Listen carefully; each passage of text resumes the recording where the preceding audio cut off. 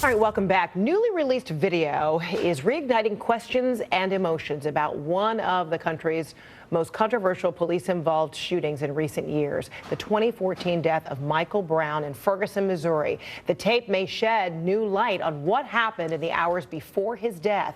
This weekend at the South by Southwest Festival, the documentary Stranger Fruit showcased this surveillance video of Brown. The St. Louis Police Department cannot verify the video's authenticity. We will speak to the director who obtained this footage and Michael Brown's father in just a moment. But first, CNN national correspondent Diane Gallagher has the story. It's just after 1 in the morning on the day that Michael Brown would be killed. And this newly released surveillance video shows him inside the Ferguson Market and Liquor Store, a place he'd be accused of robbing 11 hours later. Now, CNN cannot confirm the video's authenticity. It's part of a new documentary called Stranger Fruit, which debuted at the South by Southwest Festival on Saturday. It challenges the police narrative that Brown stole from a convenience store moments before he was shot and killed by Officer Darren Wilson back in August 2014. It argues Brown's altercation with the store employees later that day, shown on this video that was released by the Ferguson police, stemmed from a misunderstanding tied to an earlier apparent drug deal with the clerks, which the filmmaker Jason Pollock suggests is happening in the previously unreleased video. Now, the 18-year-old appears to give the clerks a small bag. Pollock claims it's marijuana. They give Brown a bag with cigarillos, which he takes but then turns around and gives back to the clerks before leaving. The film suggests that Brown did not return to rob the store later that day, but to get his stuff back. Protests and riots erupted across the country after Brown's death. And many protesters upset with the Ferguson Police Department's decision to release a surveillance video of the altercation at the store because they felt it demonized Brown and appeared to justify police use of force. The original Ferguson police report does not mention Brown's overnight visit or that there is any video beyond what was released.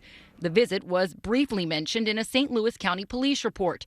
CNN contacted St. Louis PD, which said it could not confirm the new video's authenticity, but that regardless, it would have been irrelevant to their investigation into the encounter between Michael Brown and Darren Wilson. Wilson, who resigned from the Ferguson Police Department, claimed he was assaulted by Brown and that he feared for his life.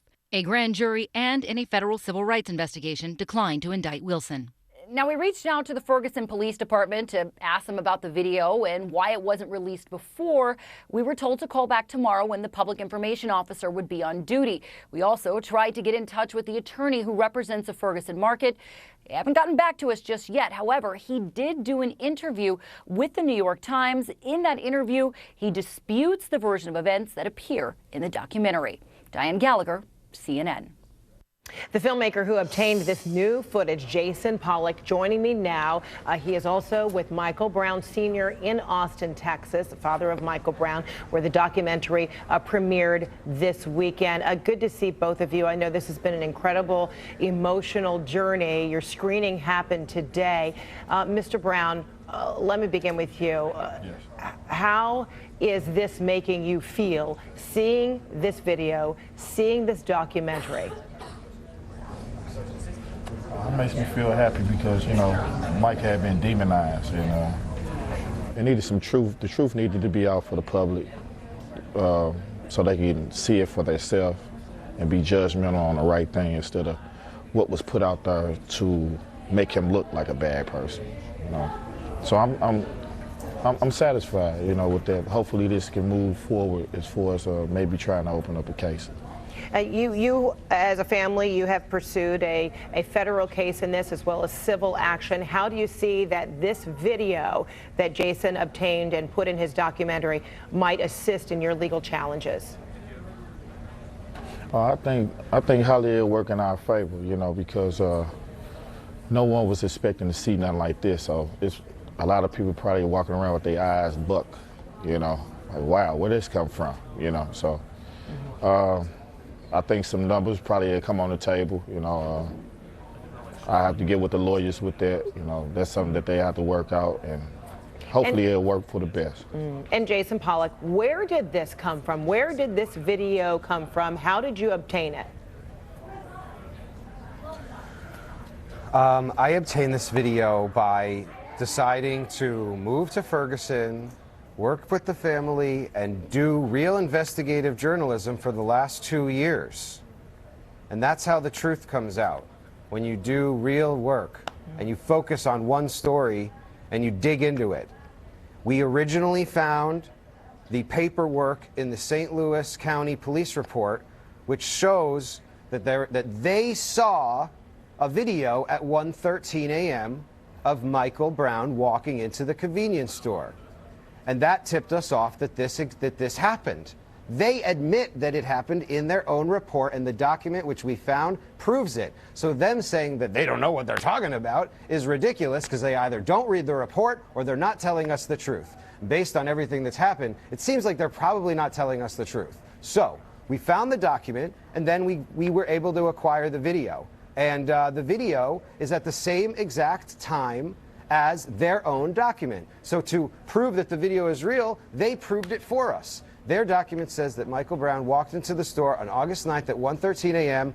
The video that we've acquired, at the top of the video, you can see the time code, and it clearly says the exact same time and date. So the video is pretty much corroborated by the St. Louis County Police report. Thank you, St. Louis County. I'm not exactly sure why they don't understand what's happening with it, but I think that they're pretty much just pointing fingers at each other right now because they've been outed. And what this video shows is that they lied to the world about what happened. They wanted to make Mike look bad, so they put out half a video to destroy his character in his death, So to then, make Jason, him look bad, to make Darren. Yes. So then you made a conscientious decision that you said, I am going to use this in a documentary. I'm going to tell this story, as opposed to calling the attention to this video in another means, meaning going directly to law enforcement, etc. Talk to me about how you made this decision and why you felt like this was the best route in which to showcase it in this documentary. The video is a distraction. Everyone, please understand this. The video is a distraction. The convenience store is a distraction. And we released it this way because my film, Stranger Fruit, is about what really happened, is about the physical evidence on Canfield, the evidence that they don't want us talking about. So we decided to get this video out of the way today, let America and the world see that Mike didn't rob the store, that was all a lie, and now we get to talk about the real physical evidence at Canfield. The fact that Michael Brown was shot in the top of his head, and a bullet came out of his eye, and that there's a bullet in the ground by his head, and that Darren Wilson claims that he didn't shoot Michael in the top of his head. Well, that's not true, because the physical evidence on Canfield, which is what they don't want us talking about, proves that Darren Wilson murdered Michael, and he should be in jail for that. The video is a distraction. We're getting it over today.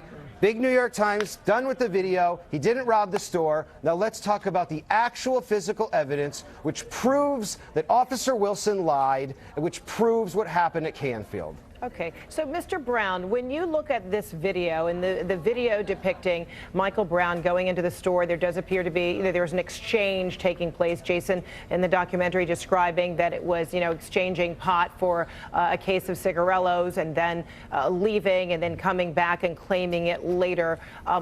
When you see this, and again, the attorney for this market also put out a statement saying there was no transaction, there was no understanding, no agreement. Those folks didn't sell him cigarillos for pot. The reason he gave it back is he was walking out of the door and unpaid merchandise, and they wanted it back. That's a statement coming from the attorney for the convenience store. What's your interpretation of what you see in that video,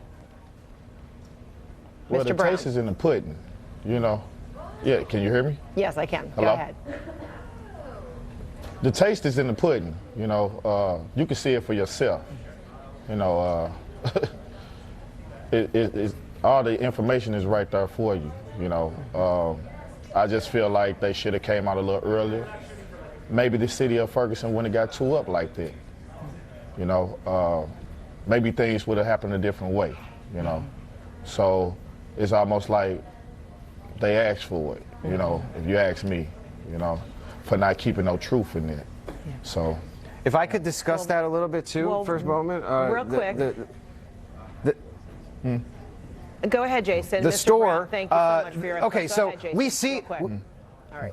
We have spoken to many people in the community, and trading a little bag for something at the store is very, very common. There's a drug dealer we found out in the store. So what Michael did, he's not a drug dealer, okay? He traded a little bit for $20 of cigarillos, and that happens all the time in communities where there's not a lot of money. You barter with each other. Okay. What happened at the store is commonplace, and you can see what it is because they smell it. He takes it and they smell it. Right. What were they doing with that? If they brought it up to their noses. So it's very clear what happened. And as a documentarian filmmaker, these are the discoveries that you made, Jason Pollock, and the time that you invested in Ferguson looking into this. Michael Brown Sr., Jason Pollock, thank you so much for your time. The film is Stranger Fruit.